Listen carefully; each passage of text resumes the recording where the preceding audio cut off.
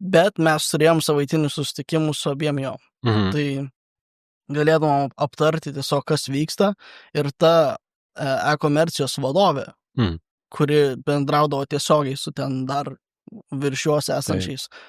Jinai visą laiką buvo įsitraukusi, jinai kiekvieną savaitę su mumis kalbėdavo, jinai žinojo, kokios tos užduotys, žinojo, ką mes ten veikiam ir panašiai. Einamieji susitikimai, arba angliškai follow-upai. Jo, tai šitas dalykas buvo labai toksai fainas, nes nebuvo tokių, kur, ką jūs ten darot. Ten buvo visą laiką, tai ką mes dabar darom.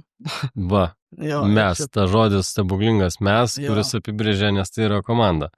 Jo, tai va šitas ir buvo maloniausias projektas toksai. Ir kas mane nustebino, kad tai buvo, sakau, viena didesnių įmonių, kas dažniausiai būna ten tie laiptukai, žinai, įmonėse. O čia buvo labai tvarkingai. Ir kai mes nustojom su jais dirbti, tai nustojom dirbti dėl to, kad pas juos tenais jie buvo valdomi iš užsienio, ar tiesiog užsienyje nusprendė, kad viską darys in-house, visos šalys.